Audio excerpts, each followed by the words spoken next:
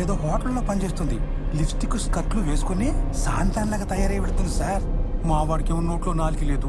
మీ దగ్గరున్న పురుగు మందుల్లో ఏదైనా రంగు రుచి వాసన లేని విషం ఇస్తే దానికి పెట్టేస్తాను, పేడ వెరగడైపోద్ది. సో నిజమే అన్నమాట. నిజం సార్. మీ కోడలు నాతో చెప్పింది మీరు ఎప్పటి నుంచో తను చంపడానికి ప్లాన్ చేస్తున్నారని. సో తనే ముందు మిమ్మల్ని చంపడానికి నన్ను హైర్ చేసుకుంది.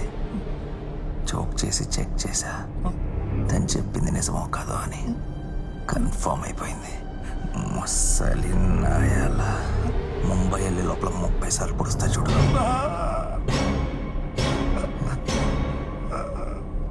మళ్ళీ భయపడిపోయారు.